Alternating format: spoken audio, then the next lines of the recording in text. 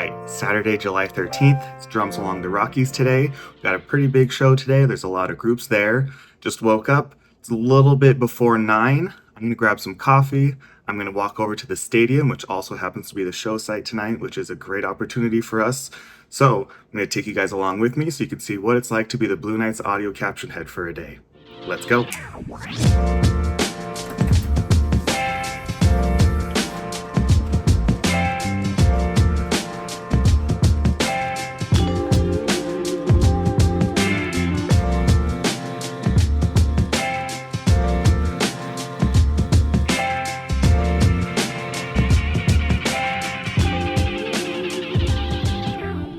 All right, I got my coffee. I'm walking over to the stadium right now. The hotel's just down the street, so it's maybe like 5 to 8 minute walk.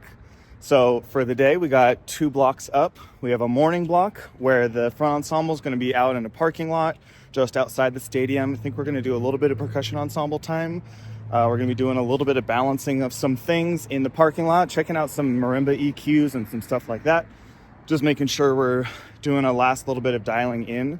We've got the design team in today, which just means sort of like the group of people that put the entire show together.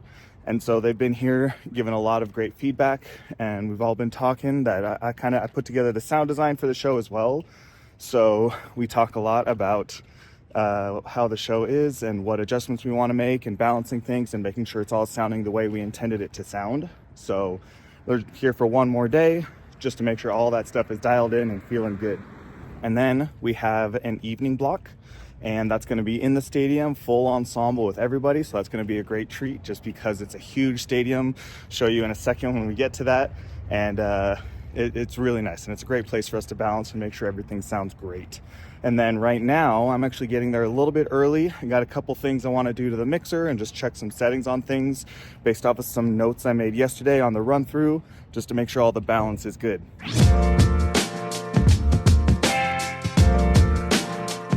I'm here at the stadium just a little bit early before the rest of the corps gets here for rehearsal, just so I can make some edits to our mixer right now. Took some notes last night, and so I want to get into some more of the detailed mixing stuff that I want to adjust. That takes a little bit of extra time, but I don't necessarily need the full corps here to do it. So sometimes I'll get here a little bit before rehearsal starts, just so I can make some of those finer tuning mix changes to our mixer before everyone gets here, and then we're really in rehearsal mode.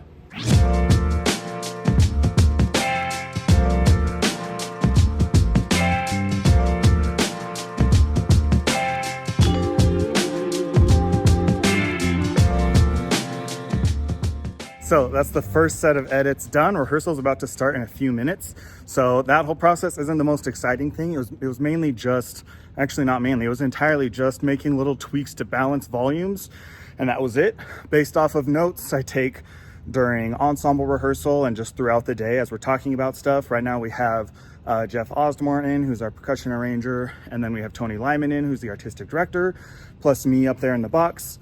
And we're talking a lot about balance of things, and then I'm taking notes so that I can make some tweaks during the rehearsal.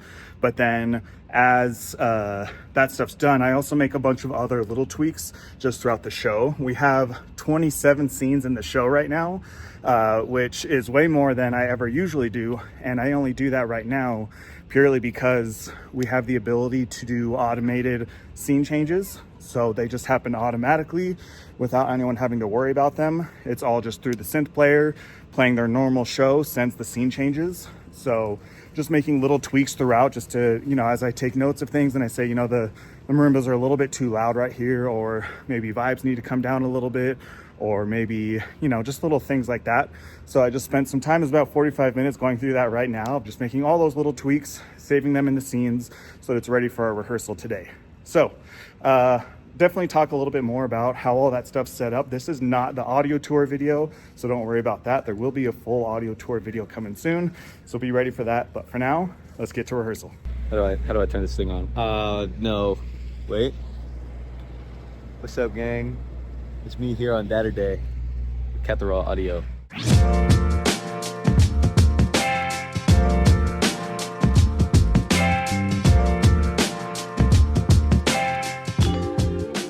quick little audio project. We're on a meal break right now. All the members are eating. I grabbed some food and I'm taking the last little bit of this meal break to build some custom power cables for some new subs that we just got. So I got all my tools. I got the cable strippers. I got a screwdriver right here. Got an IEC connector and a power con. So none of this takes soldering, which is really nice. I've also got this big spool of 3 conductor 14 gauge cable that we got from Home Depot. So we use that to build all of our custom length power cables that we need. So let's get to this right now. We got the cables built. Here's the power con. We got the IEC on the other end. Thanks to Doug right there, other audio staffer, Mr. Doug. So now those are gonna go into this power con distributor to help power these 2 subs that I've got right here. So those are our 2 subs. Let's get it going. I'm up here in the box. We're in Ensemble Rehearsal. I'm typically up here with my computer, and so I'm screen sharing up here at the very top of the box next to the rest of the staff over there. And I'm just up here mixing and making adjustments. We're all talking up here about balance and how we want things to sound, especially in a big stadium like this. It's super important. So we're just really taking the time to dial in all those things along with all of the other ensemble projects to get all of that stuff in. So I'm gonna flip it around and then I'll show you guys the other side right now. So that's where we're at. Here's my computer with our mixer pulled up. That's called DLive Director, which is the desktop app to be able to control the mixer that we have, which is the DLive CDM32. And then there's the Ensemble down there. I have our other audio tech that's on the road right now. His name is Doug Stevens. He's down there helping out with things, especially because we do not have a mixer cart. So he kind of helps over by the synth cart, which is where some of the other mixing stuff happens, as he kind of goes up and down between those 2 spots as well. And we're just really listening to everything and making sure it's all dialed in exactly how we want it. So we're getting set up for our full run. Just kind of talking a little bit more about what I'm doing here with my computer. So I'm hooked up to our Wi-Fi. We create a network down on the field. It's just a closed network, so it's not actually connected to the internet or anything, but it does create Wi-Fi so that I can connect to that network down there. And I'm just using this up here. We do have a longer Ethernet cable that sometimes I'll hardwire if the occasion asks for it, but this one's a little bit too far. So I just Wi-Fi for now. And then we also have the audio tech down on the field that helps with any adjustments that might need to happen. But I'm just going through scenes and adjusting balances and maybe EQs and stuff like that on this DLive because I'm hooked up through Wi-Fi. So that's what allows all of this to happen. And we have most of like our caption heads and like our lead staff are up here in the box making edits.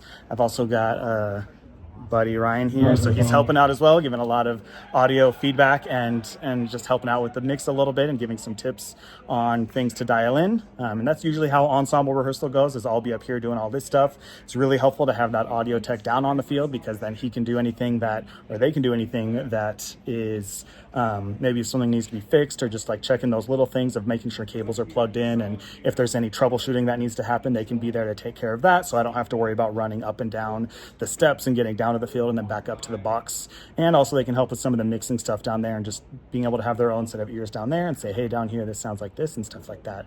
And that's our usual sort of ensemble flow of how we get everything dialed in throughout a rehearsal. All right, we just finished an awesome ensemble rehearsal. We've had a great past couple of days, really diving deep into all the audio balance. We've been in a great stadium, so we really took advantage of that and took a lot of time up in the box, dialing everything in. So now I'm gonna head back to the hotel. I'm gonna get showered up. I'm gonna put some clothes on. I'm gonna head back to the show, get ready for a warm-up and get ready for a performance. So here we go.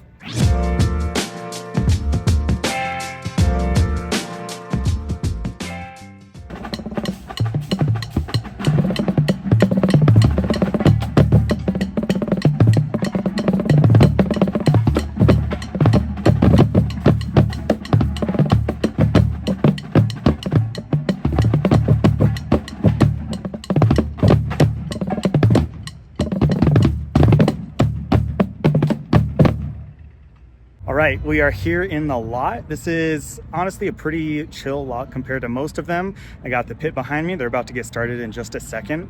Because usually when we're not rehearsing at the show site, which today we had the privilege of being able to rehearse at the show site, so we already have everything unloaded. We've already been rehearsing all day. So typically what we do is we get here and obviously we unload everything and we get the wireless over by the stadium and do our wireless scan. We always want to try and typically do that as close to the stadium as we can, just to make sure that the scan that we get is as accurate as possible. because a lot of those radio frequencies, like some of the stuff can really get in the way inside the stadium when they have their own wireless on. And what usually happens as well is there's an audio group chat with all of the audio staff from every different drum corps, and there'll often be a message in there on every show day to let us know about what are called house frequencies, which would be the frequencies or any type of wireless gear that's set up in the stadium for them to use. Typically for like an announcer over the PA will have a wireless mic, just like in general for anything happening in the stadium, or like referee mics for when they have football games in the stadiums.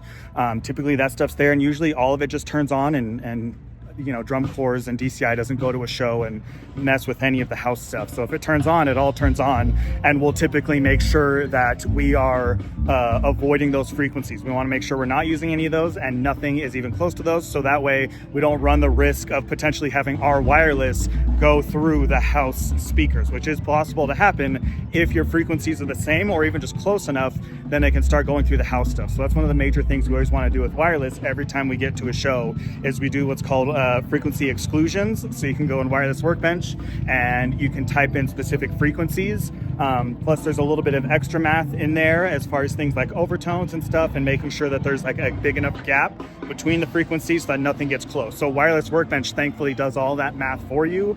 If you input frequencies to avoid, it will avoid those, plus anything too close to it, plus any type of overtone type of stuff. It makes sure all of that stuff gets calculated. So that's a major first step at a show, is getting all of that wireless stuff ready to go, all of it synced, and all of it handed out to all of the wireless people.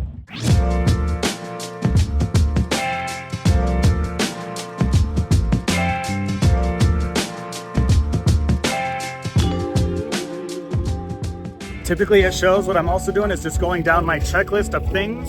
I always have a written out list of things in my notes app on my phone of just certain things I need to make sure is getting done at every show. And I think it's always important, at least for me personally, to have it written out.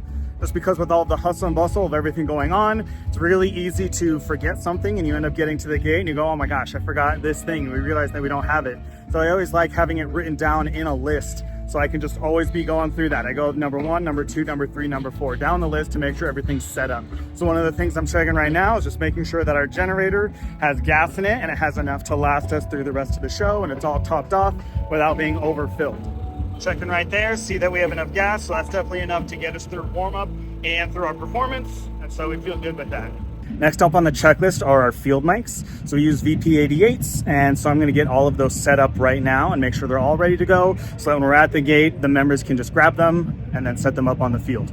All right, field mics ready to go. We also got trombone mics there. We like to get these set and ready. This is our like gator cart type of deal, just so that all of that stuff can be driven over to the gate and make sure that it's all ready to go. So yeah, what we're doing today is that we're going to be at Drums Along the Rockies, performing our show, doing the best we can, and looking as easy as ever. And what is your mindset during warm-up? What do you think? What are you trying to do? I don't think, I just play. What do you think I'm hearing right now? You think I have brain cells? I have nothing going on up here. I am brainless. I'm just like you. Brainless. Nothing in there.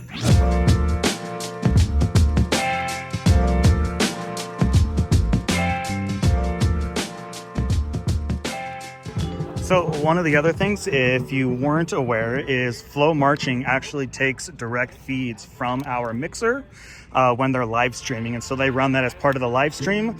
They only take a few things, so like electronics and brass solos and any like vocals you might have in your show. So typically they would plug into your mixer cart, but we don't have a mixer cart on the front, so we have a stage box right here connected to this marimba. It's got 8 outputs, and FloMarching asks for 6. So this is our cable. We just use a DB25 for this to give to them. So it's got XLRs on either end. One end is plugged into the stage box.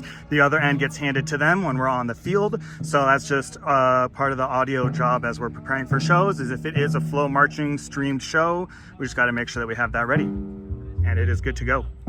So warm-up's done. Here's one of the other final checks we do. This is an EcoFlow battery that we use. So we just want to make sure that it's going to keep us up long enough, because right now we're about to turn off our generator and go over to the gate for our performance. So right now it's at 74%, which should be good. It's got a little bit over an hour Doesn't give much more than just the one, but there's definitely a little bit more than an hour on this, so we should be good and be ready to run off of this battery until we get back onto the football field and ready to perform. The last sound check. This is for all you jazz fans back at home.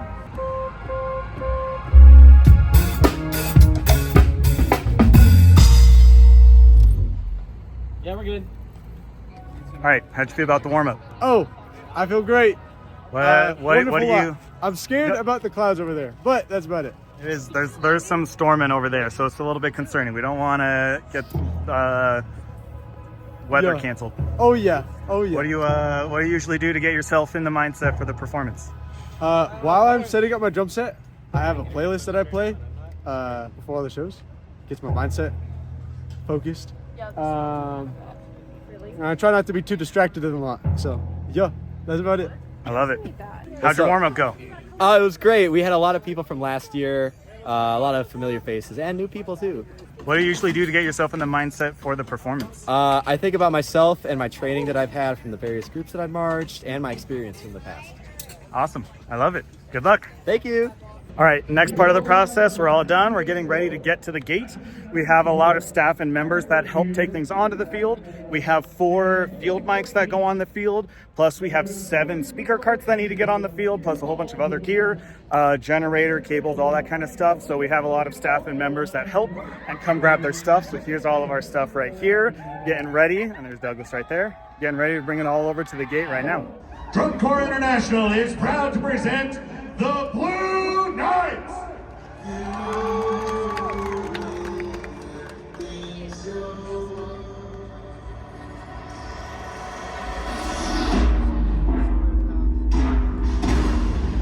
When what combines us starts to fall,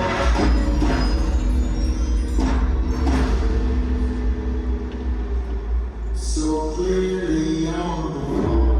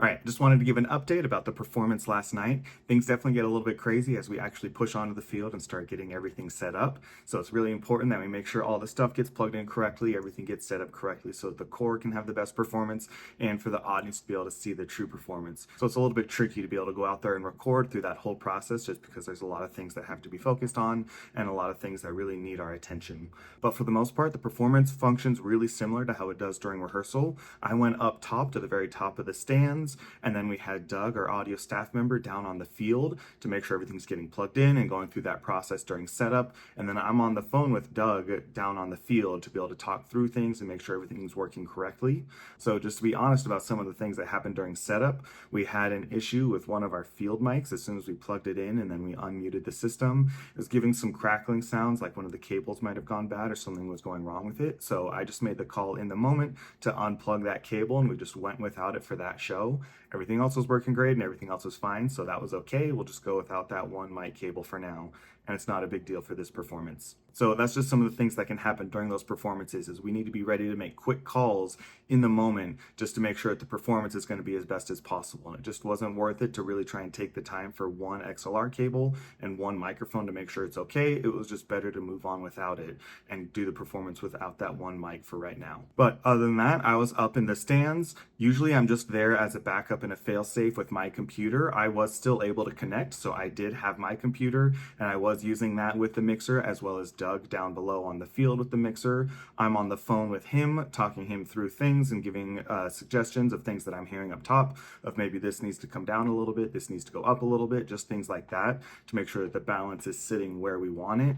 And luckily, one of the great parts is that we had that rehearsal facility already throughout the day, so we had a good idea of what it would sound like and what things we needed to be ready for, and I already knew what we had sounded like before, so I could just make sure that we were trying to find that same exact balance again, just because it's never going to be exactly identical from day to day, and even just from rehearsal performance to rehearsal performance. So sometimes we just have to make minor changes in balance. It's never anything big. There's no big sweeping like, oh, this needs to be way louder or way softer right now. There's just little tiny tweaks here and there. And then after that, we get the opportunity to talk with the judges. So for me as a designer, I usually talk with the more music-focused GE judge. So we listen to the tapes to make sure that we can have a good conversation with the judge about their commentary and what they thought about the show. The other thing that added a little bit of extra fun to that performance is, luckily it happened afterward, but as soon as we were done, it started to rain on the field. So we had to quickly just get everything under tunnels, because fortunately the show was done at that point.